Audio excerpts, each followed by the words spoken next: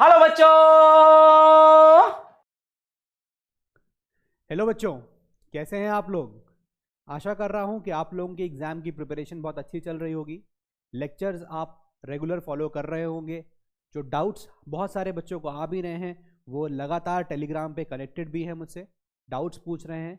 तो ये एक बहुत अच्छी चीज़ देखने को मिल रही है कि आप लोग हम लोगों के साथ ही तैयारी कर रहे हैं और पीछे नहीं हो रहे हैं। जो बच्चे अभी भी थोड़ा सा लैग कर रहे हैं, उनसे यही कहेंगे कि आप लोग भी जल्दी से जल्दी इस ट्रैक पे आइए और तैयारी को हमारे साथ आगे बढ़ाइए। हम आपके साथ हैं। जो आपको डाउट्स जब आ रहा है, आप मुझे टेक्स्ट कर रहे हैं, बहुत सारे बच्चे कर रहे हैं। हो सकता है मैं बहुत लोगों का रिप्लाई नहीं कर पा रहा हूँ, क्योंकि इतना बिजी शेड्यूल होता है और इतने सारे बच्चे हैं, सबका रिप्लाई करेंगे तो हो सकता है मैं लेक्चर ही रिकॉर्ड ना कर पाऊँ, है ना। तो ये होता है कभी कभी। तो आप लोग बिल्कुल परेशान मत होइए, जो डाउट्स हो आप उसको भेजा करिए और वो डाउट्स आपके सारे आंसर किए जाएंगे, राइट। दूसरी बात ये है कि मैप वर्क की जहाँ तक बात रही, मैप वर्क भी डेफिनेटली होगा, ठीक है। उसको भी हम टेकअप करेंगे। अभी हमारा ये कोर्स जो है 10th का, ये अप्रॉक्सीमेटली फेब्रुवरी के फर्स्ट या सेकेंड वीक तक पूरा हो जाएगा, ठीक है। तो उसके बाद हमारे पास बहुत सारा एम्पल ऑफ टाइम है मई तक का, तो हम मैप वर्क को बहुत अच्छे से टेकअप कर लेंगे, ठीक है। तो डोंट वरी अबाउट दैट, उसको हम करेंगे ही करेंगे, ऑलराइट। तो चलिए शुरुआत करते हैं। हम लोग एग्रीकल्चर के बारे में पढ़ रहे थे। क्लास 10th की ज्योग्राफी का जो चैप्टर है, उसमें हम लोग फर्स्ट पार्ट बना चुके थे और फर्स्ट पार्ट में हम लोग ने बहुत सारी चीज़ें देखी थी। जैसे कि मैंने आप लोगों को बताया था अबाउट दी फूड क्रॉप्स, है ना। वहाँ हमने ये सब चीज़ें देखी थी, राबी क्रॉप, खारिफ क्रॉप, ये सब क्या होते हैं वो समझा था। आज मैं आपको कुछ 3-4 फूड क्रॉप्स बचे हैं उसको कवर करा दूंगा और फिर उसके बाद मैं आपको आज के लेक्चर में नॉन फूड क्रॉप्स की तरफ ले जाऊंगा, राइट। और फिर उसके बाद हमारे एनसीईआरटी का जो चैप्टर है वो ख़त्म हो जाता है with the technological and institutional reforms जो आए थे हमारे कंट्री में। क्या हमारा कंट्रीब्यूशन है एग्रीकल्चर सेक्टर का जीडीपी के ऊपर, ये सब बातों पे हम डिस्कस करेंगे, चर्चा करेंगे, ठीक है। चलिए शुरुआत करते हैं। अब देखिए बच्चों, मैंने आपको क्या बताया, कुछ चीज़ें हमको पहले देख लेनी है फूड क्रॉप्स से रिलेटेड। कुछ फूड क्रॉप्स हमारे थे जो रह गए थे, उन फूड क्रॉप्स को मैं अभी यहाँ पर डिस्कस करने जा रहा हूँ, ठीक है। और वही कहानी रहेगी, तरीका आज मैंने अपना फ्लो चार्ट का ले आया हूँ। बहुत सारे बच्चे कह रहे हैं सर आप फ्लो चार्ट पे ही आइए, क्योंकि उससे क्या है कि हमको वन वर्ड याद करने में आसान हो रहा है। तो आई थिंक मुझे लगा भी कि वो तरीका अच्छा है, क्योंकि दैट इज़ समथिंग डिफरेंट, थोड़ा यूनिक भी होता है वो। और बाकी तो वरना सेंटेंसेस की फॉर्म में तो आपको पूरा किताब मिल जाएगी, सैम्पल पेपर्स मिल जाएंगे, तो उसमें कौन सी नई चीज़ हो गई। टीचर का क्या रोल हो गया, वो तो आप पढ़ ही सकते हो वहाँ पर। टीचर इज समथिंग जो आपको टीच करे, गाइड करे। भाई कोच क्या होता है, कोच इज़ व्हाट, कोच मतलब जो आपको डायरेक्शन दे, गाइड करे, वो होता है कोच। तो वो चीज़ लीजिए ना मुझसे आप भाई, वरना पढ़ना तो आप किताब से पढ़ ही लोगे, ठीक है ना। तो चलिए फूड क्रॉप्स जो बचे थे उनको आज मैं डिस्कस कर लेता हूँ। जैसे कि हो गया शुगर केन, डिस्कस करेंगे हम लोग। जैसे कि बहुत सारे ऑयल सीड्स होते हैं, वो बारे में बात करेंगे, जितना आपके एनसीईआरटीज में है, ठीक है, नॉट अबव दैट। फिर उसके बाद जो बचा हुआ टी हो गई, चाय पीते हैं आप लोग, कॉफ़ी हो गई, इनके बारे में। ये कुछ 4 फूड क्रॉप्स हैं जिसको मैं आपको डिस्कस करने जा रहा हूँ। तो चलिए देखिए, सबसे पहले यहाँ पर लिखेंगे हम लोग शुगर केन, शुगर केन, ठीक है। एक तो हम ये डिस्कस करेंगे। फिर उसके बाद हम डिस्कस करेंगे यहाँ पर ऑयल सीड्स, ऑयल सीड्स, ठीक है। फिर उसके बाद हम यहाँ डिस्कस करने वाले हैं टी, चाय के बारे में। चाय तो बहुत लोगों को पसंद भी होगी। और फिर हम डिस्कस करेंगे यहाँ पर कॉफ़ी, और इसके भी कई दीवाने होते हैं। एनीवे, तो हम लोग आज इन 4 पे शुरुआत डिस्कस करके शुरुआत करते हैं। सबसे पहले हम बात करते हैं शुगर केन की। शुगर केन के बारे में बच्चों ऐसा है कि ये जो है ना, ये एक ट्रॉपिकल और सब ट्रॉपिकल क्रॉप होता है, ठीक है। तो कैसा क्रॉप है, पहला पॉइंट तो ये लिख लीजिए, ये एक ट्रॉपिकल क्रॉप है, ट्रॉपिक्स में आपको मिलेगा, ठीक है, ट्रॉपिकल। और ये सब ट्रॉपिकल क्रॉप है, दोनों ही टाइप का आपको क्रॉप मिलेगा। ये एक इंपॉर्टेंट फैक्टर है इसका, ट्रॉपिकल भी है और सब ट्रॉपिकल भी है, ठीक है। सिमिलरली जो चाय होती है वो भी यहां पर आपको मिलेगी ट्रॉपिकल, ऐसे याद करना है। ये भी ट्रॉपिकल है और ये भी आपको सब ट्रॉपिकल क्रॉप कहलाई जाती है, ठीक है। ये दोनों चीज हो गई याद।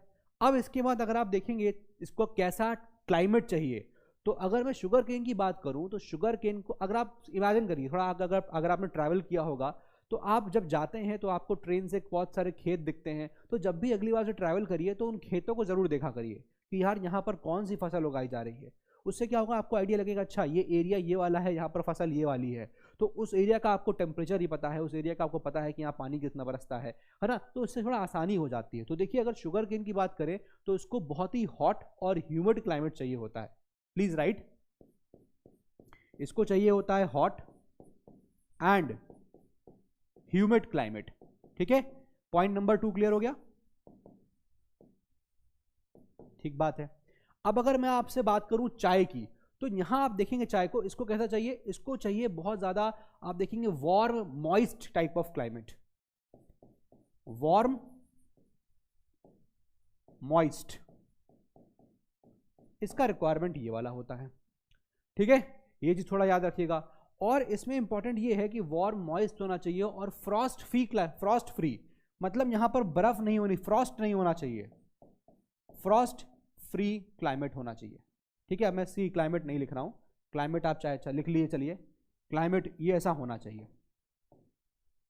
ठीक है, अब मैं बात करूं आपसे अगर इसके टेम्परेचर का, क्या टेम्परेचर चाहिए होता है, क्या रेनफॉल चाहिए होती है, तो लिख लीजिए टेम्परेचर चाहिए होता है 21 से 27 degrees. Please right, first point लिखिए, देखिए टेम्परेचर ऐसे लिखिए, टेम्परेचर कितना 21 से लेकर 27 डिग्री सेल्सियस तक, ये टेम्परेचर की रिक्वायरमेंट होती है। ठीक है, और फिर आप देखेंगे अगर मैं इसका रेनफॉल की बात करूं, बारिश कितनी चाहिए, रेनफॉल कह लीजिए, प्रेसिपिटेशन कह लीजिए, तो वो हमको चाहिए होती है फ्रॉम 75 सेंटीमीटर से लेकर 100 सेंटीमीटर के बीच की, ये यहां पर रिक्वायरमेंट होती है बारिश होने की। ये समझ में आ गया इतना? रेनफॉल, टेम्परेचर, ये बहुत इंपॉर्टेंट पॉइंट है। आपको अगर पूछ गया, देखिए 3 पॉइंट्स मैंने आपको 4 पॉइंट्स दे दिए, ये आपको लिखने हैं। ठीक है, फिर उसके बाद शुगर केन जो है वो बहुत ज्यादा मैनुअल लेबर वाला काम है, मैनुअल लेबरिंग बहुत होती है उसमें। मैनुअल लेबर आपको राइट फ्रॉम, मैं लिख रहा हूं, इट रिक्वायर्स मैनुअल लेबर, और मैनुअल लेबर की रिक्वायरमेंट उसको शुरू से होती है, सोइंग से लेकर हार्वेस्टिंग तक, पूरा सीजन उनको, हमको क्या चाहिए होता है, बहुत ज्यादा लेबर चाहिए होती है। ठीक है, और अगर आप देखेंगे हमको शुगर केन कहां कहां से मिलता है, ये तो पता ही है आपको, शुगर केन हमको शुगर से मिलेगा। ठीक है, देखते जाइए जरा, शुगर केन कहां से मिल रहा है, देखिए शुगर केन हमको मिल रहा है, पता नहीं यहां दिखेगा नहीं दिखेगा, मैं लिखता हूं, एक तो हमको मिलता है शुगर से, ठीक है, फिर हमको मिल रहा है गुड़ से, गुड़ समझ रहे हैं ना, इसको हम अंग्रेजी में क्या बोलते हैं, जैगरी। ठीक है, हमको यहां से मिलता है मोलासेस, इनसे भी मिलता है। ठीक है, खांडसरी, इससे ही मिलता है। तो ये सब कुछ सोर्सेज हैं जहां से हमको शुगर केन मिलता है। और अगर हम इसके एरियाज की बात करें, ये कहाँ कहाँ पाए जाते हैं, तो आपका बेल्ट जो हो गया, पूरा यूपी का बेल्ट हो गया, एमपी का बेल्ट हो गया, ठीक है, तमिलनाडु, कर्नाटका, ये सारा बेल्ट जो आप देख रहे हैं, लगभग इसका आप एरिया याद ही नहीं कर पाएंगे, मतलब इतना ज़्यादा एरिया मिलता है ये। तो आपको तो याद रखना है, मेनली ऐसे बेल्ट हो गया यूपी, एमपी, केरला, तमिलनाडु, आंध्र प्रदेश, ठीक है, तेलंगाना, सब एरियाज जो हैं ये कहाँ के एरियाज हैं, ये सारे एरियाज आपको शुगर केन के मिलेंगे। ठीक है, चलिए, तो ये हो गया हमारा शुगर केन। अब हम बात करते हैं ज़रा ऑयल सीड्स की। तो देखिए बहुत सारे ऑयल सीड्स होते हैं जिससे हमको, ऐसे सीड्स जहाँ से हमको ऑयल मिलता है। तो जैसे कौन कौन से होते हैं एक बार देख लेते हैं, ज़रा देख लेते हैं एक बार क्या क्या हो सकते हैं। देखिए ज़रा, ग्राउंड नट हो गया कि नहीं हो गया, ठीक है, फिर मस्टर्ड हो गया, राइट, कैस्टर हो गया, ठीक है, और भी ऐसे बहुत सारे होते हैं, जैसे कि मैं आपको बताऊं, कोकोनट हो गया, ठीक है, फिर सोयाबीन हो गया, ये सारे होते हैं, आपके घरों में इस्तेमाल होते हैं। सोयाबीन हो गया, सोयाबीन तो खाने बनाने में इस्तेमाल किया जाता है, सोयाबीन हो गया, ठीक है। तो ये सारे आपको ग्राउंड, ये ऑयल सीड्स यहाँ पर मिलेंगे। अब ये जो ऑयल सीड्स होते हैं, सनफ्लावर का आप मान लीजिए, ठीक है, कॉटन का मान लीजिए, ये सारे ऑयल सीड्स अगर आप देखेंगे तो most of them are edible. ठीक है, most of them are edible, मतलब ये हो गया कि आपको जितने भी ज़्यादातर दिखेंगे वो सारे एडिबल होंगे। एडिबल मतलब ये है कि वो आपको खाना बनाने में काम आएंगे, कुकिंग बहुत इंपॉर्टेंट पार्ट है, ये आपको पता ही होगा, घरों में खाना बनता है तो यही तो होता है, सरसों का तेल है ना, फॉर्च्यून, ये सब क्या होता है, रिफाइंड, ये सब क्या है, ये सब हमको ऑयल सीड से मिल रहे होते हैं, तो ये सब मिलते हैं। और जैसे एग्जाम्पल के तौर पर देखिए, अब जो ग्राउंड नट है, ठीक है, अब ग्राउंड नट की बात करें तो ये कैसा क्रॉप है, groundnut is a kharif crop, groundnut is a kharif crop, ठीक है, ये आपको याद होना चाहिए। कुछ कुछ कभी कभी कुछ कुछ पूछ लेता है, जैसे लिनसीड हो गया, लिनसीड लिखा है हमने, लिनसीड हो गया, linseed is a rabi crop, ठीक है, इसको याद रखिएगा, लिनसीड राबी हो गया। उसके अलावा देखेंगे कैस्टर जो होता है, कैस्टर ये दोनों होता है, ये राबी भी होता है, ये राबी भी होता है और ये खारिफ भी होता है, ठीक है। तो ये कुछ ऑयल सीड्स हैं जिनको आपको याद रखना चाहिए। अब हम बात करें अगर कॉफी की, चलिए देखिए जरा कॉफी को देखते हैं। तो कॉफी का आपको पता है, एक तो वर्ल्ड वाइड इंडिया की कॉफी बहुत फेमस है, फेमस वर्ल्ड वाइड, ठीक है। और अगर आप इंडिया में देखेंगे तो अराबिका का जो वैरायटी है, अराबिका, ये वैरायटी इंडिया में बहुत ज़्यादा यहाँ पर इसका प्रोडक्शन किया जाता है, इसकी यहाँ पर कॉफ़ी जो है आपको देखने को मिलती है, ठीक है। ये एक पॉइंट याद रखिएगा। फिर उसके बाद यहाँ पर इनिशियली आप देखेंगे तो ये जो यहाँ पर थी, बेसिकली ये यमन से प्रोड्यूस की आती थी, यमन में बनती थी इनिशियली, लेकिन अब तो खैर यहाँ पर ये इंडिया में ही है। तो आप लोगों को बेसिकली ये चार इस तरह के याद रखने चाहिए। टी का जो एरिया है, कॉफ़ी का एरिया है, याद रखिएगा। टी का जो एरिया देखिए, टी तो बहुत फेमस है, आपको पता ही है कहाँ कहाँ मिलेगा। एक तो आपको मिलेगी असम में, बहुत फेमस है ना, दार्जिलिंग हो गया, दार्जिलिंग में मिलेगी, राइट, असम हो गया, दार्जिलिंग हो गया, वेस्ट बंगाल हो गया, ठीक है। और ये सारे हिल, गारो हिल्स, गारो हिल्स में मिलेगी आपको। तो ये कुछ एरियाज हैं जहां पर आपको टी मिलेगी, ठीक है, टी, चाय की बात हो रही है यहाँ पर। ऑलराइट, तो ये आपके भी एग्जाम जो एनसीईआरटी में है, इतना आपके एनसीईआरटी में दिया हुआ है, इसको आप यहाँ नोट कर लीजिए। Food crops, sugarcane, oilseeds, tea and coffee, ये तो आप ज़रूर याद कर लीजिए, ठीक है। तो ये हमने एक स्लाइड में सम अप कर दिया जितने भी आपके नॉन फूड, सॉरी जो आपके फूड क्रॉप्स बचे हुए थे, अदर देन ग्रेन्स की बात हो रही है। अदर देन ग्रेन्स मतलब अभी मैंने कल तक जो डिस्कस किया था वो ग्रेन्स थे। वीट हमने डिस्कस किया था, हमने पल्सेस डिस्कस करी थी, राइस डिस्कस किया था, है ना, ये सब डिस्कस किया था ना। तो आज हमने अदर देन फूड क्रॉप्स, मतलब इसको लिख लिया, other than grains, food crops तो हैं लेकिन ग्रेन्स के अलावा ये होते हैं, ठीक है। चलिए आगे बढ़ते हैं। अब हम यहाँ से बात करने वाले हैं अपने नॉन फूड क्रॉप्स के बारे में, बहुत इंपॉर्टेंट होगा, ठीक है। चलिए देखिए, नॉन फूड क्रॉप्स यानी अब ये क्रॉप्स कौन से हैं, जैसा कि नाम से पता चल रहा है, नॉन फूड यानी खाने वाले क्रॉप्स ये नहीं होंगे। तो ये कौन से क्रॉप्स होंगे, जैसा कि होगा, हम बात करेंगे रबड़ की, हम बात करेंगे फाइबर क्रॉप्स होते हैं, हम बात करेंगे कॉटन की, हम बात करेंगे जूट की। तो इन तीन चार चीज़ों की हम यहाँ पर बात करने वाले हैं, ठीक है। तो ये चीज़ आप यहाँ पर ज़रूर याद रखिएगा। चलिए अब डिस्कस कर लेते हैं जल्दी जल्दी। देखिए ज़रा, नॉन फूड क्रॉप की बात करने जा रहे हैं हम लोग। तो पहला तो मैं आपके सामने लिख रहा हूँ रबड़, रबर, ठीक है, इसको हम डिस्कस करने वाले हैं। फिर हम डिस्कस करेंगे यहाँ पर फाइबर क्रॉप्स को, fibre crops, again very very important. जब हम फाइबर क्रॉप्स देखेंगे तो उसमें हम लोग कॉटन, मतलब फाइबर क्रॉप्स बेसिकली क्या हो जाएंगे, ये हो जाएंगे कॉटन, ठीक है, लिख लीजिए कॉटन। फिर लिख लीजिए इसके आगे, जैसे हो गया जूट, ठीक है, हो गया हेम्प, ठीक है, फिर हो गया यहां पर नेचुरल सिल्क, ठीक है। ये हम नॉन फूड क्रॉप्स यहां डिस्कस करने वाले हैं। I will talk about rubber, I will talk about cotton, we will talk about jute, we will talk about the silk, ठीक है। ये चीज़ हम यहाँ बात करेंगे। चलिए अब एक काम करते हैं, एक एक करके सबको डिस्कस करते हैं बहुत ही सिंपल सी भाषा में। क्या क्या रिक्वायरमेंट है एग्जाम के एंगल से, हमें क्या क्या पॉइंट लिखने पड़ेंगे, कितना रेनफॉल चाहिए, कितना टेम्परेचर चाहिए, कितनी ह्यूमिडिटी होनी चाहिए, कहाँ मिलते हैं, इतनी बातों को हमको याद रखना है सबके साथ, ठीक है। चलिए अब हम बात करते हैं। देखिए, तो अगर मैं आपको रबड़ की बात कराऊँ तो सबसे पहले तो याद रखिएगा कि एक इक्वेटोरियल क्रॉप है। इक्वेटोरियल यानी इक्वेटर के आसपास आपको ये मिलेगा, इक्वेटोरियल क्रॉप। ये क्या है, इक्वेटोरियल क्रॉप है। लेकिन बच्चों क्या होता है कि आप अगर देखेंगे तो अंडर सर्टेन सर्कमस्टांसेस, कुछ हालातों में, कुछ कंडीशंस में, कुछ क्लाइमेटिक कंडीशंस में, इनको आप ट्रॉपिकल और सब ट्रॉपिकल एरियाज में भी आपको दिखेगा कि ये वहां पर भी पैदा होते हैं, ठीक है। तो इक्वेटोरियल तो इनका नॉर्मल जोन हो गया, लेकिन सर्टेन कंडीशंस में, सर्टेन क्लाइमेटिक कंडीशंस में आप देखेंगे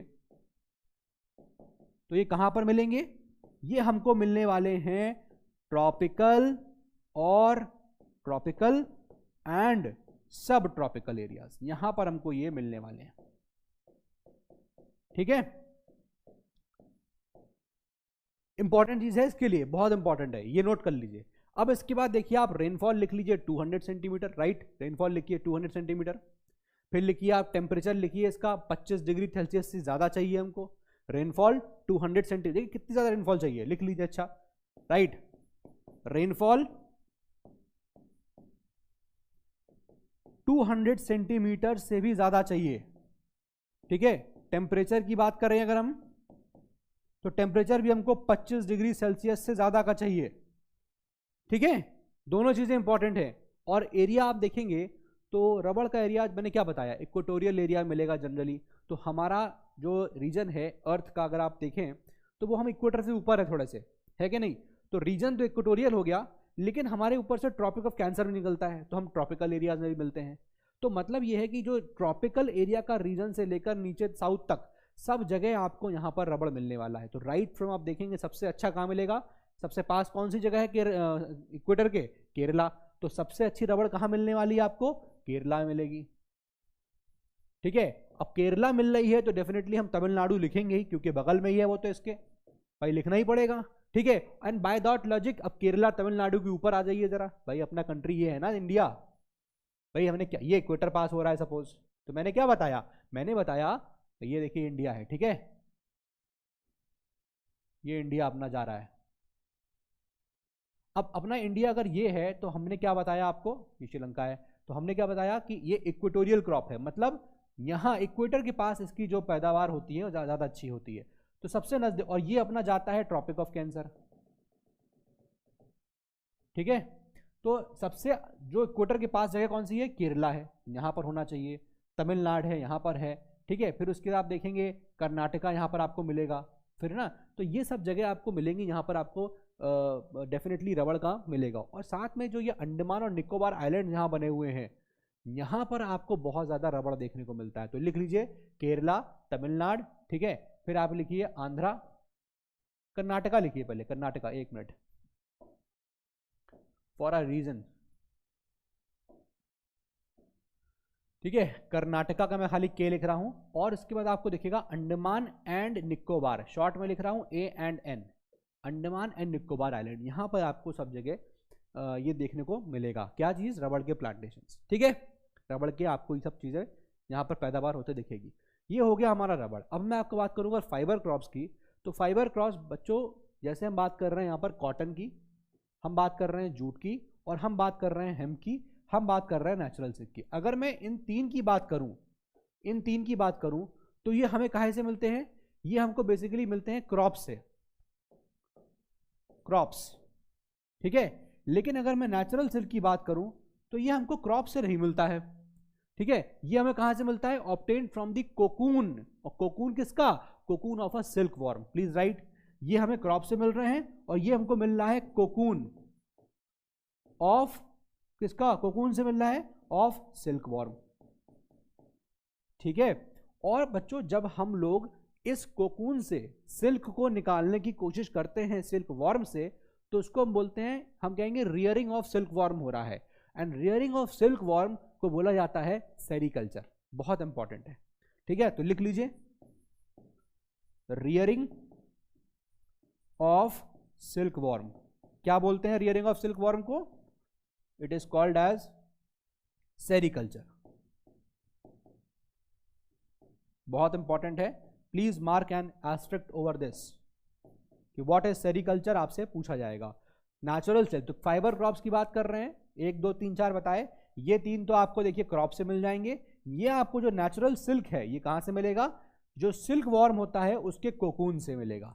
और जब हम सिल्क वॉर्म के कोकून से सिल्क को निकालने की कोशिश करते हैं तो उसको बोलते हैं हम लोग rearing of silkworm, and that is called as sericulture. I hope ये आपको यहां पर चीज क्लियर हो गई, ठीक है। चलिए अब हम बात करने वाले हैं यहां पर कॉटन की। चलिए कॉटन के बारे में चर्चा करते हैं। देखिए जरा,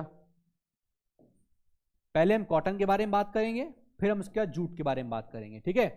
कॉटन के बारे में आपको बताऊं तो देखिए, ये तो मैंने, अगर आप ध्यान हो, अगर आप क्लास 9th की एनसीईआरटी पढ़े होंगे तो वहां पर भी आपने पढ़ा होगा कॉटन कहाँ मिलती है सबसे ज्यादा। तो कॉटन का एक तो आप देखेंगे, एक तो ये रॉ मटेरियल है, ठीक है, कॉटन टेक्सटाइल्स के लिए पहला तो ये पॉइंट है कि it's a raw material, raw material for textiles. ठीक है, अब ये कॉटन देखिए कहां पर इंडिया में मिलेगा, बेसिकली आपको मिलेगा ये डेक्कन में, डेक्कन में। और यहां पर जो है दैट इज व्हाट हमको जो मिलता है, वहां मिलता है ब्लैक सॉइल। तो जो ब्लैक सॉइल होता है वो बहुत ज्यादा फेवरेबल होता है कॉटन के प्रोडक्शन के लिए। ठीक है, इसीलिए हम लोग इसको क्या कहते हैं, इसके लिए हम लोग इसको बोलते हैं, we call it as black cotton soil. ये हम इसको बोलते हैं ब्लैक कॉटन सॉइल। इनफैक्ट इसी को हम लोग यहां पर साथ में एक वर्ड और बोलते हैं, that is Regar. Very very important, Regar, ये भी हम इसको यहां पर बोलते हैं। Cotton basically it's a raw material for the various textiles. India में कहां मिलेगा, ज्यादातर डेक्कन में मिलता है। डेक्कन का मतलब हो गया, यहां पर मैं लिख दे रहा हूं पहले आपको, महाराष्ट्र। अभी आपको बताऊंगा तो इसके और एरियाज भी हैं, लेकिन बहुत साफ नहीं आया क्या, ठीक है, लेकिन सबसे ज्यादा जो है ये आपको अभी जो देखने को मिलता है बेस्ट, वो मिलता है यहां पर डेक्कन में, दैट इज इन दी महाराष्ट्र।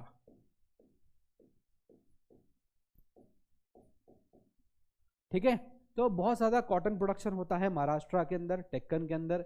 और यहाँ पर आपको जो अब जो उसकी क्लाइमेटिक कंडीशंस जो चाहिए होती हैं कॉटन को, जैसे कि आप बात करेंगे टेम्परेचर की, तो टेम्परेचर यहाँ बहुत ज़्यादा चाहिए होता है। ठीक है, हाई टेम्परेचर, प्लीज देख, क्लाइमेटिक कंडीशंस आपको ज़्यादातर सभी क्रॉप्स की आपको कंडीशंस, क्लाइमेटिक कंडीशंस ये सब याद होनी चाहिए। ठीक है, तो अगर मैं क्लाइमेटिक कंडीशंस की बात करूं, देखिए जरा, पहला चीज टेम्परेचर, कैसा चाहिए टेम्परेचर, हाई। ठीक है, कॉटन है तो यहां पर आपको चाहिए होगा हाई टेम्परेचर। ठीक है, और अगर मैं आपको यहां पर बात करूं, दूसरा पॉइंट लिखिए, लाइट रेनफॉल होनी चाहिए। लाइट रेनफॉल, रेनफॉल ज्यादा नहीं होनी चाहिए, एंड इनफैक्ट साथ में इरिगेशन भी ज्यादा नहीं होना चाहिए, ज्यादा सिंचाई की जरूरत भी नहीं होती है। इरिगेशन मतलब समझ रहे हैं आप, खेतों में पानी छोड़ दिया, इरिगेशन करना जिसको बोलते हैं, सिंचाई कर रहे हैं। तो light rainfall and light irrigation दोनों ही चीजें जो है उसका रिक्वायरमेंट बहुत ज्यादा लाइट में होता है। बहुत एक इंपॉर्टेंट पॉइंट मैं आपको बता रहा हूं, उसको आप लिख लीजिए, बड़ा बड़ा लिख लीजिए जो भी है, 210 फ्रॉस्ट फ्री डेज चाहिए होते हैं।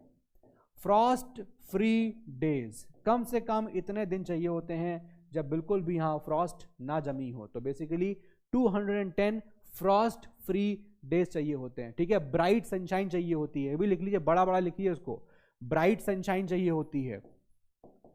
आपको ऐसे ही पूछ सकता है ऑब्जेक्टिव में कि what are the requirements for cotton, तो लिख देगा उसमें bright sunshine, A option, B option frost free days of 210 days, high temperature, light rainfall. तो आपको ये सब खाली इतना याद रखना है। ठीक है, तो ये तो हमारा हो गया कॉटन को लेकर। लेकिन कॉटन के बारे में अगर आप इसका ये आपको पता चाहिए तो पता ही होगा कि ये खारिफ क्रॉप है, इट्स अ खारिफ क्रॉप।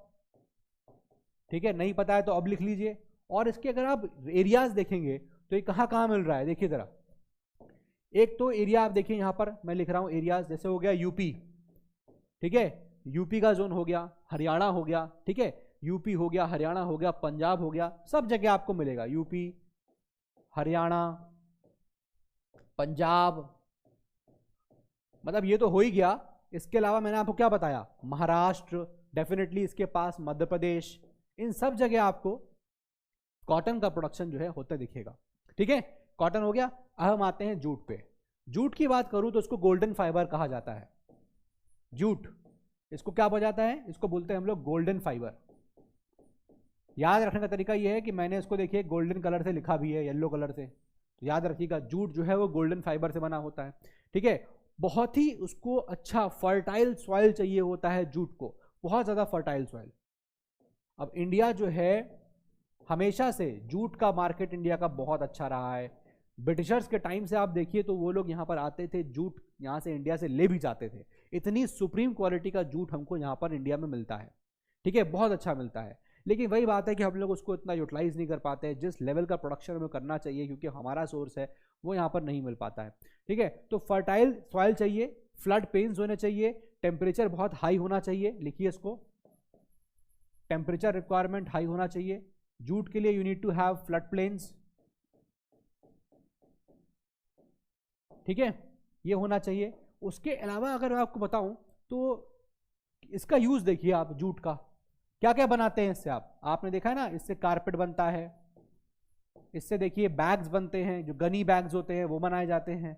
बहुत सारे ऐसे काम होते हैं जो जो ऐसे चटाई वटाई होती हैं, ठीक है, कारपेट जिसको बोल रहा हूं मैं, वो बनाया जाता है। फिर उसके बाद मैट्स बनाई जाती हैं, रोप्स बनाई जाती हैं, रस्सियां भी तो आती हैं इसकी जूट की, रोप्स, मैट्स, ये सब क्या है, ये सब जूट का ही बनता है।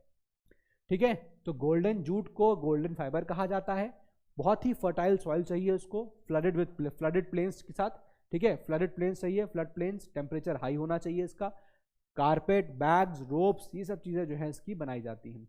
अब इंपॉर्टेंट चीज़ यहाँ पर एक बता दूँ आपको कि इसका लोकेशन क्या क्या होना चाहिए, वो आप जरूर याद कर लीजिए। जैसे कि इसका हो गया असम हो गया, वेस्ट बंगाल हो गया, ठीक है, कंडीशन याद रखिए। देखिए मैं याद नहीं कर रहा हूँ, मैं सिर्फ ये सोच रहा हूँ कौन कौन सी जगह है जहाँ पर आपको फ्लड प्लेन्स मिलेगा, कौन कौन सी जगह है जहाँ आपको टेम्परेचर बहुत हाई मिल रहा होगा। और वैसे भी हिस्टोरिकल पॉइंट ऑफ व्यू से देखिए तो जूट वूट एक्सेट्रा सब बंगाल की तरफ था, क्योंकि इंग्लिश ने, ब्रिटिशर्स आए थे जब, तो उन्होंने भी बंगाल से कब्जा करना शुरू किया था। और उसका रीज़न भी यही था कि बंगाल बहुत ज़्यादा इकोनॉमिकली प्रॉस्परस था, वहाँ पर आपको जूट मिल रहा था, वहाँ पर आपको बहुत सारे ऐसे रिसोर्सेज मिल रहे थे। तो वहाँ से भी याद रखिएगा कि जूट जो है वो एरियाज लाइक कैसे मिलेगा, वेस्ट बंगाल, ठीक है। अब वेस्ट बंगाल के जो अगल बगल वाले एरियाज हैं उनको भी ले लीजिए भाई, डेफिनेटली ऐसा तो नहीं सकता कि खाली वेस्ट बंगाल मिल रहा है लेकिन बगल वाले में ना मिले। वेस्ट बंगाल हो गया, असम हो गया, ठीक है, तो ये सब हो गया। लोकेशन तो देखिए आपको खाली मोटा मोटा याद रखना है क्या क्या लोकेशन है, ठीक है।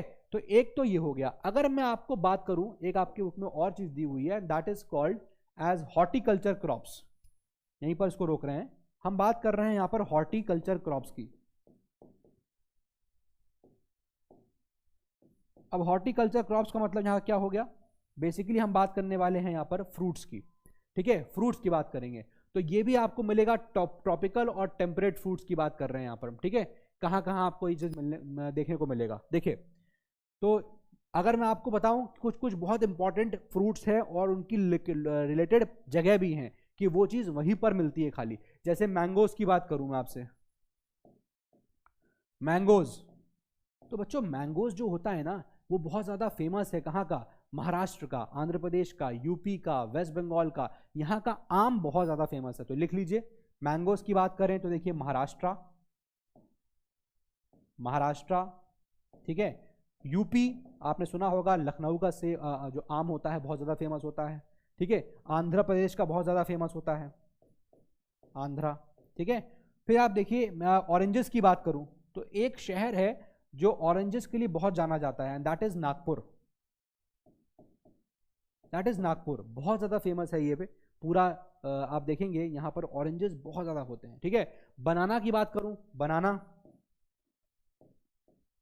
तो ये बहुत अच्छा मिलता है कहाँ पर, केरला में, केरला में बहुत मिलता है बनाना, इसकी बात कर रहे हैं। लीची की बात करूं, गुआवा की बात करूं तो ये पूरा यूपी बिहार का बेल्ट हो गया, ठीक है। अगर मैं आपको बात करूं लीची की, गुआवा की, तो ये कहाँ मिलेगा, ये आपको यूपी, बिहार, इन सब बेल्ट में यहाँ पर बहुत ज़्यादा मिलेगा।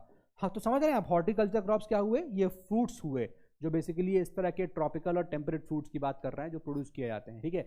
पाइनएप्पल की बात करेंगे तो पाइनएप्पल आप देखिए कहाँ मिलता है, लिख लीजिए, पाइनएप्पल ये आपको मिलेगा मेघालय में। कहाँ मिलेगा, मेघालय मिलेगा, ठीक है। पाइनएप्पल मेघालय हो गया। इसके अलावा देखिए ग्रेप्स हो गया, ग्रेप्स बहुत इंपॉर्टेंट है, आंध्र प्रदेश का ग्रेप्स। एप्पल कहाँ का, जम्मू कश्मीर का। और वॉलनट्स कहाँ के, यानी जो मेवा होता है, मेवा वॉलनट्स, वो कहाँ के, जम्मू एंड कश्मीर के। तो बेसिकली एप्पल कहाँ का, एप्पल हो गया जम्मू एंड कश्मीर का, ठीक है। उसके अलावा वॉलनट्स ये कहाँ के, ये भी बच्चों जो है जम्मू एंड कश्मीर के बहुत ज़्यादा फेमस होते हैं, ठीक है। ग्रेप्स मैंने बताया, ग्रेप्स से लिख लीजिए आप, आंध्र प्रदेश बहुत इंपॉर्टेंट है। ग्रेप्स कहाँ का हो गया, आंध्र प्रदेश का हो गया। तो ये कुछ स्पेसिफिक लोकेशंस हैं जहाँ के ये पर्टिकुलर फ्रूट्स बहुत ज़्यादा इंपॉर्टेंट होते हैं। आपको जो मेरे ख्याल से बहुत अच्छे से याद रखना है, एक तो ये बहुत ही ज़्यादा पूछा जाता है, ऑरेंजेस कहाँ के, ऑरेंजेस कहाँ के, बनाना कहाँ के, ठीक है, ये पूछा जाता है। मैंगोज तो चलिए ठीक है, आपको कई जगह वैरायटीज अच्छी अच्छी मिलती हैं, लेकिन एप्पल पूछा जाए तो जम्मू कश्मीर होगा, वॉलनट पूछा जाए तो जम्मू कश्मीर होगा। ये दोनों ही बहुत ज़्यादा इंपॉर्टेंट होते हैं, बहुत ज़्यादा इंपॉर्टेंट, ठीक है। तो ये हमारा हॉर्टिकल्चर से रिलेटेड चीज़ें हो गई। अब थोड़ी क्या है कि आपको यहाँ पर, अब हम moving on to the next portion जो थोड़ा सा हमारे लिए डिस्कशन पोर्शन है, वो आपको थोड़ा सुनना पड़ेगा। देखिए क्या हुआ था, अगर हम एग्रीकल्चर की बात करें तो हमारा जब कंट्री आज़ाद हुआ, या फिर हम आज़ादी से पहले की बात भी करें तो हमारा country at the time of independence या बिफोर इंडिपेंडेंस हम लोग टोटली एग्रीकल्चर पर डिपेंडेंट कंट्री थे, राइट। एग्रीकल्चर पर डिपेंडेंट, और एग्रीकल्चर हमारा क्या था, हमारा जो मेजॉरिटी पॉपुलेशन थी वो पूरी तरह से आप देखिए कि एग्रीकल्चर पे पूरी तरह से डिपेंड रहती थी। कोई टेक्नोलॉजी नहीं थी हमारे पास, राइट। हमने जब आज़ाद हुए थे तो हमने इंडस्ट्री को प्राइम मूविंग फोर्स चुन लिया कि हमारी इकोनॉमी को चलाएगा कौन, इंडस्ट्री। लेकिन हमारी जो लोग, हमारे यहाँ जो लोग थे वो मैक्सिमम जो डिपेंडेंट थे वो एग्रीकल्चर पर डिपेंडेंट थे। तो बेसिक आइडिया था कि ऐसा किया क्यों गया था, ऐसा इसलिए किया गया था, व्हाट वाज द थिंकिंग, वो ये कि हम इंडस्ट्री को प्राइम मूविंग फोर्स बनाएंगे। मतलब ये है कि हम इंडस्ट्री सेटअप करेंगे और फिर उसके बाद हम लोगों को उसमें नौकरी देंगे उसी इंडस्ट्री में। जब लोगों को नौकरी देंगे तो लोग पैसा कमाएंगे, लोग पैसा कमाएंगे तो इससे क्या होगा, लोगों के पास पैसा आएगा, लोग अब क्या कर सकते हैं, सामान खरीदेंगे, सामान खरीदेंगे तो लोग, फिर लोगों का स्टैंडर्ड जो है वो बढ़ता चला जाएगा। ये बेसिक आइडिया था, और इस तरह से पूरा कंट्री में इस तरह से चीज़ों को फैला दिया जाएगा, मतलब सबके हाथ में पैसा आ जाएगा। ये सोच के इंडस्ट्री को प्राइम मूविंग फोर्स रखा गया था। लेकिन स्टार्टिंग से जो मैं कहना चाह रहा हूं वो ये कि नो डाउट ऐसा नहीं है कि एग्रीकल्चर को इग्नोर किया गया, लेकिन प्राइम मूविंग फोर्स इंडस्ट्री को रखा गया था, ठीक है। लेकिन एग्रीकल्चर को उस समय इतना ध्यान नहीं दिया गया, जैसे कि हमारा agriculture from the very beginning आप देखेंगे तो टेक्नोलॉजी नहीं थी। एग्रीकल्चर की बात कर रहा हूं, एग्रीकल्चर, ये हम किस टॉपिक के अंदर कर रहे हैं, आपके एनसीईआरटी में एक टॉपिक है टेक्नोलॉजिकल एंड इंस्टीट्यूशनल रिफॉर्म्स, ऐसे लिख लीजिए, टेक्नोलॉजिकल एंड इंस्टीट्यूशनल रिफॉर्म्स। क्या क्या मैं आपको बताने वाला हूं, क्या क्या ऐसे टेक्नोलॉजिकल चेंजेस हुए, क्या क्या ऐसे इंस्टीट्यूशनल चेंजेस हुए, रिफॉर्म्स हुए, उसके बारे में हम लोग यहां पर बात कर रहे हैं। तो मैंने क्या बताया कि जब एग्रीकल्चर स्टार्टिंग में था तो वो मॉनसून डिपेंडेंट था, मॉनसून डिपेंडेंट। हमारे पास ऐसे तरीके नहीं होते थे कि हम लोग सिंचाई कर लें, हमारे पास मशीन हो तो हम लोग आर्टिफिशियली सिंचाई कर दें, खेतों में पानी डाल दें। हम लोग सिंपली मॉनसून डिपेंडेंट थे, बारिश होगी तो ही हमारी फसल कामयाब होती थी, वरना हमारी फसल फेल हो जाती थी, ठीक है। हम मॉनसून डिपेंडेंट थे बहुत ज़्यादा।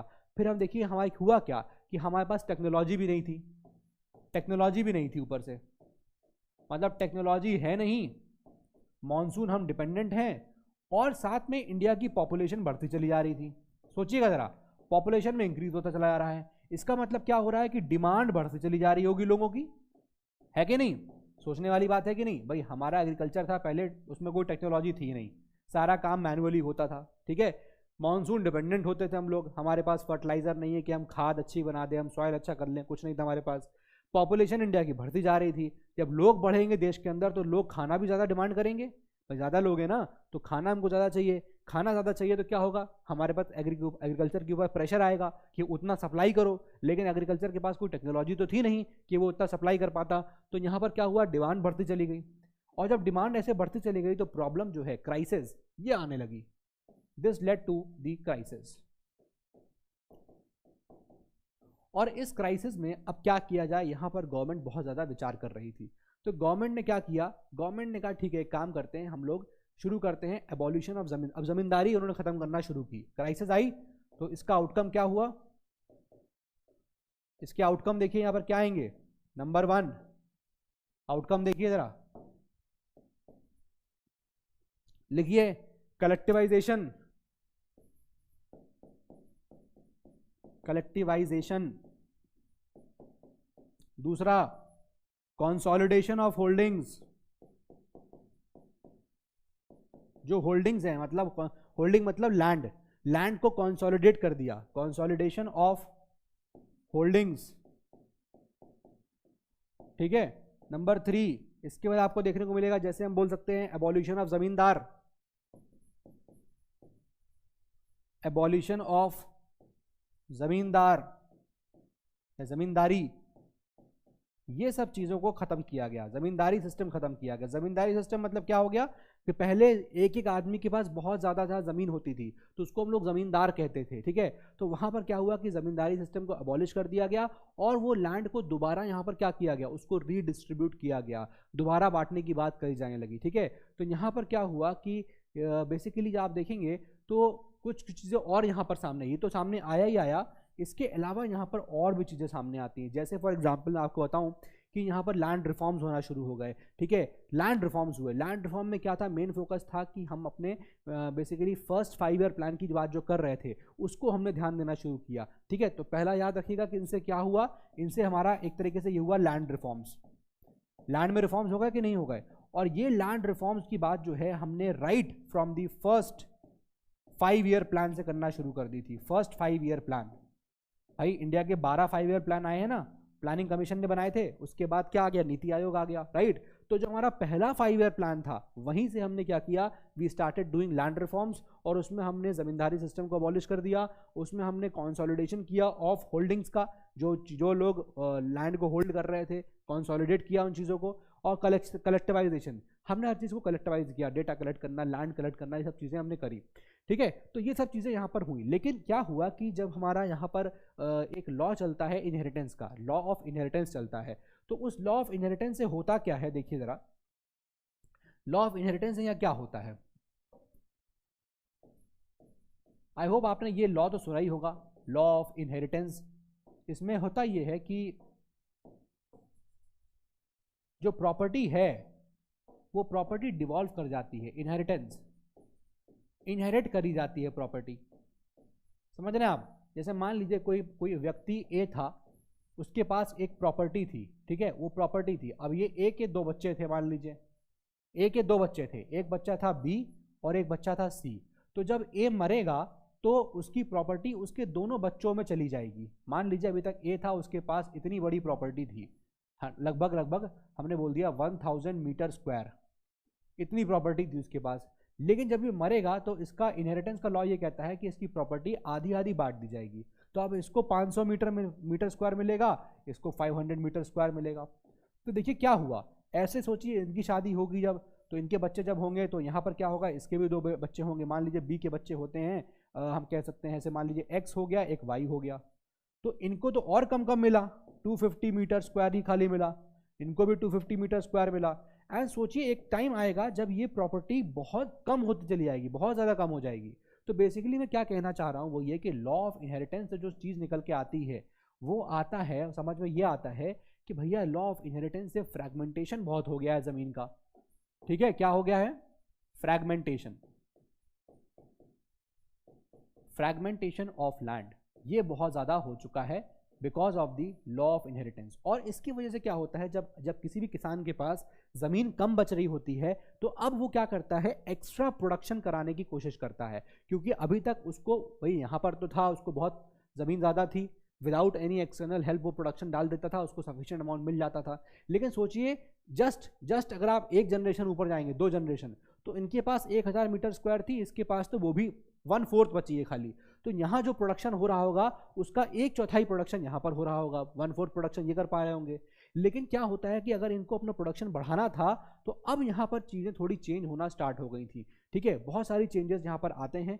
और जैसे कि एग्जाम्पल के तौर पे अब ये लोग क्या करते हैं, ये लोग केमिकल्स का इस्तेमाल करना शुरू कर देते हैं ताकि हमारा प्रोडक्शन बढ़ जाए। ये लोग इंसेक्टिसाइड्स का इस्तेमाल करते हैं, ठीक है, इंसेक्टिसाइड्स का इस्तेमाल करते हैं, ये लोग पेस्टिसाइड्स का इस्तेमाल करते हैं। और इम्पॉर्टेंटली यहाँ पर एक बहुत ही इंपॉर्टेंट चेंज आता है जब हम देखते हैं 1970s के टाइम में, इंडिया मत बता रहा हूँ आपको मैं, 1970 जब इंडिया आज़ाद हो चुका था तो उस वक्त एक बहुत ही इंपॉर्टेंट चीज़ आता है, दैट इज ग्रीन रेवोल्यूशन। क्या आता है यहाँ पर, ग्रीन रेवोल्यूशन। ग्रीन रेवोल्यूशन मतलब यहाँ से पता चल रहा है, मतलब ये है टोटली रिलेटिंग टू फूड, सब्जियां, वेजिटेबल्स, ठीक है, वेजिटेबल्स। तो बेसिकली मेरा कहने का मतलब क्या है, सीड्स, किस तरह से ये एग्रीकल्चर को बढ़ावा देने लगने की बात होने लगी थी। तो यहाँ पर क्या हुआ कि ग्रीन रेवोल्यूशन हुआ तो वहाँ पर एक टाइप के सीड्स आए जिसको हम लोग बोलते हैं HYV सीड्स, यानी ये होता है हाई यील्डिंग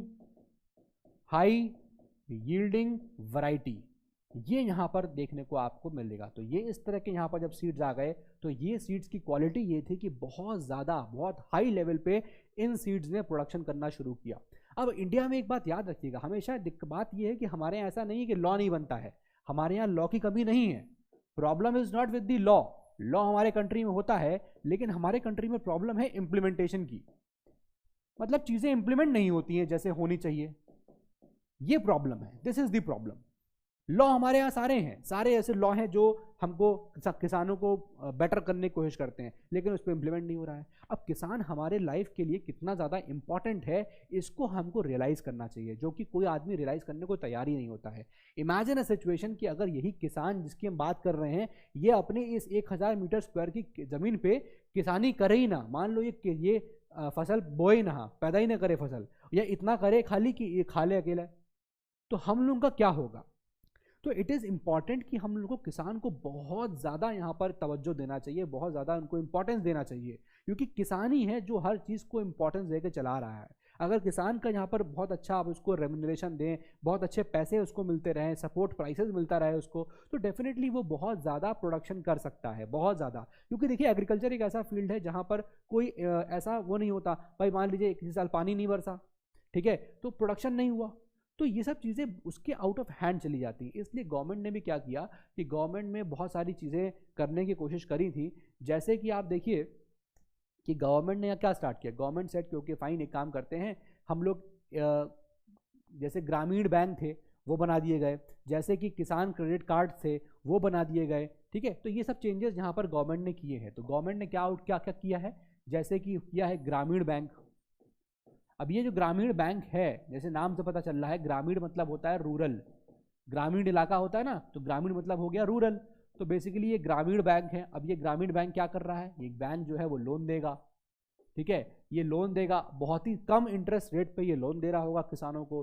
तो उससे क्या होगा, किसानों को थोड़ी सी यहाँ पर हेल्प मिल जाएगी। साथ में यहाँ पर किसान क्रेडिट कार्ड भी लॉन्च किया गया था, किसान क्रेडिट कार्ड। भाई आप लोग क्रेडिट कार्ड सुनते हैं ना, डेबिट कार्ड, क्रेडिट कार्ड, वैसे यहाँ पर एक किसान का क्रेडिट कार्ड था, जिसमें किसान को यहाँ पर बहुत ज़्यादा फाइनेंशियल हेल्प भी दी जाती है, ठीक है, जिसको केसीसी बोलते हैं। ये बहुत ज़्यादा इंपॉर्टेंट हो जाता है। इसके अलावा आप देखिए, अगर आप देखेंगे तो पर्सनल जो इंश्योरेंस की बात होती है यहाँ पर, एक तो क्रॉप इंश्योरेंस होता है, क्रॉप फेल हो गया तब क्या होगा, तो क्रॉप का इंश्योरेंस होता है। ये भी यहाँ किसानों के लिए लाया गया कि भैया ठीक है, चलिए आपका अगर उस साल फसल नहीं होती है तो यहाँ पर हम लोग क्या करेंगे, हम लोग आपको इंश्योरेंस कर देंगे। पर्सनल एक्सीडेंट इंश्योरेंस भी होता है यहाँ पर, बहुत इंपॉर्टेंट है, PAIS, पायस, ये स्कीम चल रही है जिसको फुल फॉर्म होता है personal accident insurance, personal accident insurance scheme, ठीक है। तो ये कुछ इंपॉर्टेंट स्टेप्स हैं जो गवर्नमेंट ने जो है किसानों के लिए लिए थे, ठीक है, ये आपको थोड़ा याद रखना है। तो एग्रीकल्चर देखिए एक तरीके से हमारी बैकबोन है, पूरे इकोनॉमी की बैकबोन है, सब कुछ एग्रीकल्चर पे डिपेंडेंट होता है। एग्रीकल्चर साइड से सप्लाई कम हो जाती है, मान लीजिए एक तरह मान लीजिए कि फॉर एग्जाम्पल दे रहा हूँ, समझिए कैसे चीज़ें लिंक्ड हैं। जैसे फॉर एग्जाम्पल मान लीजिए अनियन है, प्याज, समझिएगा जरा बात को। अब अनियन अगर मान लीजिए कि अभी ये मिल रही थी for example 10 rupees kg, 10 rupees kg मान लीजिए अनियन मिलती है। अगर अब किसी हालातों की वजह से मान लीजिए अनियन का जो प्रोडक्शन था किसी एक साल में प्रोडक्शन, वो प्रोडक्शन यहाँ पर ज़्यादा नहीं हुआ, ज़्यादा प्रोडक्शन ना होने की वजह से क्या हुआ, अनियन की क्वांटिटी उस साल कम रह गई। उस साल अनियन की क्वांटिटी अगर कम रह गई तो क्या होगा, जब ये अनियन बिकेगी तो जाहिर सी बात है कि अब ये कैसी बिकेगी, एक्सपेंसिव, महंगी बिकेगी। क्यों महंगी क्यों बिकेगी, सोचिए ज़रा एक बार कि अभी तक अनियन मान लीजिए हमारे पास 100 kgs थी, 100 kgs, और खाने वाले कितने लोग थे, 10 लोग थे। तो 100 kg हमारे पास अनियन है, खाने वाले 10 लोग थे, तो ये नॉर्मल सिनेरियो चल रहा था। लेकिन हम इमेजिन करिए हमारे पास अनियन ही बच जाए खाली 5 किलो, है कि नहीं, और मान लीजिए लोग हमारे पॉपुलेशन बढ़ जाए और लोग हो जाए 20 हमारे पास, तो सोचिए ये सारे 20 लोग होंगे जो इसको खरीदने की कोशिश करेंगे, और जब ये 5 किलो प्याज खरीदने की कोशिश करेंगे तो डेफिनेटली उस प्याज के दाम बढ़ जाएंगे, क्योंकि भाव बढ़ गए ना, इतने सारे लोग हमको पूछ रहे हैं भैया, तो प्याज भी कहेगा अच्छा इतने सारे लोग, हम भी घमंड खाएंगे थोड़ा सा, भाई होता है ना, भाई ये चीज़ होती है कि नहीं होती। भाई आपको मान लीजिए कि इतने सारे इतना क्वांटिटी है आपके पास, आपको कोई पूछता ही नहीं है, लेकिन मान लीजिए आपको कोई पूछना स्टार्ट कर दे तो आप और घमंड में आ जाएंगे ना, ठीक है भैया 20 लोग हमको पूछ रहे हैं, क्वांटिटी 5 है, खाली 5 है, 20 पूछ रहे हैं 20, तो एक आदमी कहेगा ऐसा है कि हम दाम देंगे, हम इसके पैसे देंगे 100 रुपये, तो दूसरा आदमी कहेगा अच्छा 100 रुपये, मैं दूंगा 110 रुपये, तो तीसरा कहेगा तुम 110 दोगे, हम देंगे 150 रुपीज़। तो देखिए क्या हो रहा है, यहाँ पर कैसे क्या हो क्या रहा है, यहाँ पर महंगाई बढ़ रही है कि नहीं बढ़ रही है भाई, कम हो गई अनियन की सप्लाई तो क्या हुआ, 100 रुपीज पहले दाम थे नॉर्मली, कम सप्लाई हो गई तो 110 रुपए हो गए, और सप्लाई कम हो गई तो 150 रुपए हो गए। समझ में आ रहा है आपको एक बात? तो बेसिकली मैं बताना चाह रहा हूँ कि एग्रीकल्चर से रिलेटेड कितनी सारी चीज़ें थी। अब इमेजिन करिए अगर ये 150 पहुँच जाती है प्याज, तो प्याज अगर 150 पहुँच गई तो जो आदमी यहाँ से ट्रांसपोर्ट करने जा रहा है, प्याज को लेने जा रहा है, वापस आ रहा है, वो अपना पेट्रोल भी तो लगा रहा है, ठीक है ना। तो अब उसको प्याज महंगी मिल रही है तो ऑब्वियस सी बात है वो भाड़ा ज़्यादा लेगा कि ठीक है अभी वो इतनी किलो प्याज ले आता था 200 रुपये में, अब वो कहेगा अच्छा अब हम भी ज़्यादा पैसा लेंगे। तो इस तरह से सारा जो है खेल बदल जाता है, सिर्फ इस वजह से कि फार्मर्स स्टेबल ना हो। तो किसी भी कंट्री के फार्मर को स्टेबल होना बहुत ज़्यादा ज़रूरी है। इट्स वेरी अनफॉर्चुनेट कि हमारे कंट्री में इतना बड़ा फार्मर का मूवमेंट चल रहा है इस वक्त, इतना बड़ा, लेकिन देश की नज़र उस पर है ही नहीं, बहुत कम उसको आप मतलब देख रहे हैं कि उसको प्राइम इंपॉर्टेंस देना चाहिए इस वक्त, प्राइम इंपॉर्टेंस। इमेजिन कि अगर वो पंजाब के किसान घर बैठ जाएं, कह दें कि चलो ठीक है हम फसल उगाएंगे नहीं, क्या कोई कर लेगा? मैं और आप जाके क्या खेती करने वाले हैं? नहीं करेंगे हम लोग खेती, तो खाएंगे क्या अल्टीमेटली? अल्टीमेटली है तो वो किसान ही ना जो हमको खाना दे रहा है, और हम उसी की बात नहीं सुनते हैं, हम उन्हीं की फेवर की बात नहीं करते हैं। तो ये बहुत ज़्यादा एक तो प्रॉब्लमेटिक चीज़ है, बहुत ज़्यादा प्रॉब्लमेटिक है, ठीक है। तो गवर्नमेंट ऑफ इंडिया ने क्या किया था उस समय जब 1970 1980s में क्या हुआ कि HYV सीड्स आ गए, बहुत अच्छा प्रोडक्शन होने लगा, तो गवर्नमेंट ने और बूस्ट करने के लिए what government said is, government ने कहा ठीक है, गवर्नमेंट ने एक डिपार्टमेंट बना दिया और उस डिपार्टमेंट को हम लोग बोलते हैं ICAR। ICAR, अब ICAR का फुल फॉर्म क्या है? It stands for Indian council of agriculture research. तो बेसिकली यहां गवर्नमेंट ने अब क्या किया कि रिसर्च बढ़ा दी, किसके फील्ड में? एग्रीकल्चर की फील्ड पे। चलो ठीक है भैया एक काम करो, एग्रीकल्चर में रिसर्च करना शुरू करिए ताकि हमारे पास इस तरीके के और HYV सीड्स जैसे और अच्छे अच्छे सीड्स आएँ और अच्छे हमारे पास केमिकल्स हो ताकि हम प्रोडक्शन बढ़ा सकें। क्यों प्रोडक्शन बढ़ाना था? क्योंकि इंडिया की पॉपुलेशन उस वक्त बहुत ज़्यादा बढ़ रही थी, तो हमको इसलिए डिमांड ये था कि हमारे पास बहुत ज़्यादा प्रोडक्शन भी होना चाहिए, ठीक है। तो ये सब चीज़ें थी जो हमको यहाँ पर थोड़ा सा याद रखना चाहिए। और आप देखेंगे इसके अलावा तो एग्रीकल्चर यूनिवर्सिटीज़ बनाई गई थी, एनिमल ब्रीडिंग सेंटर्स बनाए गए थे, ठीक है। ये सब चीज़ें गवर्नमेंट ने स्टेप लिए थे, गवर्नमेंट ने बहुत ज़्यादा मतलब डेफिनेटली इसमें बिल्कुल दिया है कि किस तरह से हम फार्मर्स की इनकम को डबल करें। आज इनफैक्ट बहुत सारी ऐसी स्कीम्स चल रही है गवर्नमेंट की, बहुत सारी ऐसी स्कीम्स चल रही हैं जिसमें क्या ऑब्जेक्टिव है? ऑब्जेक्टिव है कि doubling the income of farmer, doubling the income of farmer. तो बहुत सारी ऐसी स्कीम है जब ये उसका ऑब्जेक्टिव है कि हम फार्मर की इनकम को डबल कर देंगे टिल द ईयर 2022। ये बेसिक ऑब्जेक्टिव गवर्नमेंट का भी चल रहा है इस वक्त, ठीक है। ये हमको थोड़ा याद रखना है। अच्छा यहाँ तक तो खाली इतनी हो गई कि ये इंडिया की बात थी, लेकिन बात क्या है कि हम खाली इंडिया में नहीं रहते हैं, हम एक ऐसे वर्ल्ड में रहते हैं जहाँ पर हम इंटरनेशनल वर्ल्ड से भी यहाँ पर बात करते हैं। इंटरनेशनल कम्युनिटी भी हमारे साथ रहती है। तो बेसिकली अब मैं आपके साथ क्या डिस्कस करने वाला हूँ कि इम्पैक्ट क्या हुआ है ग्लोबलाइजेशन का, इम्पैक्ट ऑफ ग्लोबलाइजेशन। तो बच्चों देखिए सीधी बात यहाँ क्या होने वाली है, ग्लोबलाइजेशन मतलब क्या होता है कि आपका जो कंट्री है अब वो क्लोज्ड इकोनॉमी नहीं रह गया है, वो दूसरे कंट्रीज से भी अब यहाँ पर ट्रेड बिजनेस कर रहा है। तो ग्लोबलाइजेशन मतलब ये हो गया ग्लोब से बना है। देखिए ग्लोबलाइजेशन मतलब पूरा ग्लोब एक हो जाए, ग्लोबलाइजेशन हो गया। जैसे हमारा कोई बनाया हुआ सामान है उसको हम एक्सपोर्ट कर देते हैं, ठीक है। जैसे हमने कुछ बनाया और वो एक्सपोर्ट हो गया, बाहर के कंट्रीज़ में भी लोग खा रहे हैं उसको लोग एंजॉय कर रहे हैं, बाहर की कंट्रीज़ के प्रोडक्ट्स हैं हमारे कंट्री में आते हैं, हम लोग उसको खरीदते हैं, ये है ना, है कि नहीं। तो ये जो ग्लोबलाइजेशन है ऐसा नहीं है कि ग्लोबलाइजेशन अभी शुरू हुआ हो, इनफैक्ट आप देखेंगे ग्लोबलाइजेशन बहुत पहले से था, even from the times of Britishers तब से था। कैसे मैं कह सकता हूँ ब्रिटिशर्स के टाइम से, ज़रा देखिए।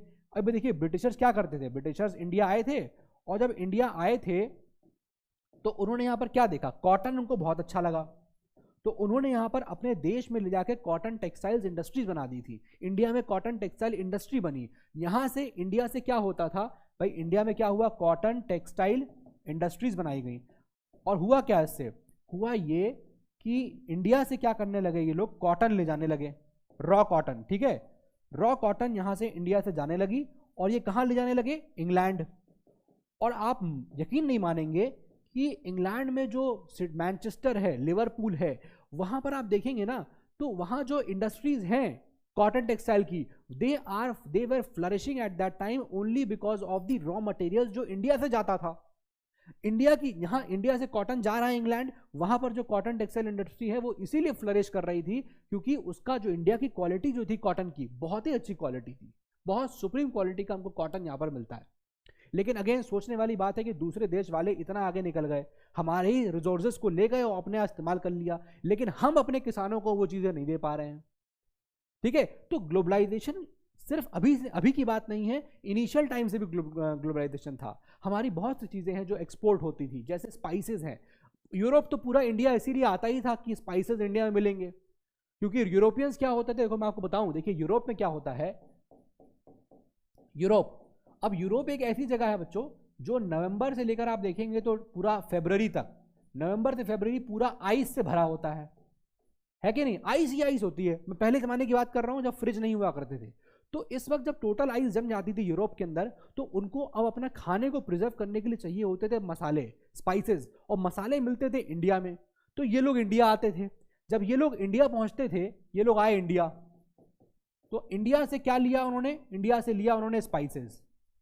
स्पाइसेस का यहां से क्या होता था, एक्सपोर्ट होता था, स्पाइसेस पहुंच जाते थे यूरोप। तो देखिए यहां पर भी ग्लोबलाइजेशन उसी वक्त से भी चल रहा था। और जब ये लोग स्पाइसेस ले जाते थे तो बदले में इंडिया को क्या देते थे, गोल्ड एंड सिल्वर, गोल्ड और सिल्वर दे देते थे। इसी वजह से तो यहां क्या हुआ कि India turn into a sink of gold and silver. इसीलिए इतना ज्यादा हमारे देश में गोल्ड हो गया था कि हमको, भारत को सोने की चिड़िया बोलने लगे थे। इसी वजह से हमारे रिसोर्सेज बाहर जा रहे हैं और बदले में हमको पैसा दे रहे हैं गोल्ड। लेकिन गोल्ड की नजर भी जो है बाकी लोगों पे लग गई, Mahmud of Ghazni invading India, right. खैर उसमें नहीं जाना है हमको अभी, लेकिन यहां मैं आपको बता रहा हूं कि ग्लोबलाइजेशन खाली अभी से नहीं, इनफैक्ट ग्लोबलाइजेशन जो था वो पहले से होता आ रहा है, बहुत पहले से, आज भी यही चल रहा है। इनफैक्ट आज आप देखिए तो करंट टाइम से भी यही हो रहा है कि बहुत सारी इंडस्ट्रीज हैं, बहुत सारी ऐसी बाहर चीज़ चल रही हैं, जैसे सिंथेटिक चीज़ें हैं, कॉटन का, वो लोग इंडस्ट्री सेटअप कर चुके हैं फॉरेन कंट्री वाले। उनके यहाँ बहुत ही अब उनके यहाँ बहुत सुप्रीम क्वालिटी की कॉटन प्रोडक्शन हो रही है। ठीक है, ये सब चीज़ें अब होने लगी हैं। हमने इतना ध्यान नहीं दिया अपने एग्रीकल्चर पे जितना हमको यहाँ पर देना चाहिए था। तो ये सब चीज़ें होती है और इसका नतीजा ये देखने को मिलता है कि हमारे यहाँ जो 3 सेक्टर्स होते हैं ना, 3 सेक्टर्स इकोनॉमी के, 3 सेक्टर्स ऑफ इकोनॉमी कौन कौन से होते हैं, आई एम श्योर ये आपने पढ़ा होगा भाई। एक होता है हमारा एग्रीकल्चर सेक्टर, ठीक है ना, जिसकी हम बात कर रहे हैं अभी, एग्रीकल्चर सेक्टर। एक होता है हमारा इंडस्ट्रियल सेक्टर, जिसमें सिर्फ इंडस्ट्रीज होती हैं, इंडस्ट्रियल। और तीसरा हो गया हमारा service sector, service sector, industrial sector या मैन्युफैक्चरिंग सेक्टर, कुछ भी लिख सकते हैं आप, जो आप लोगों को समझ में आ रहा हो।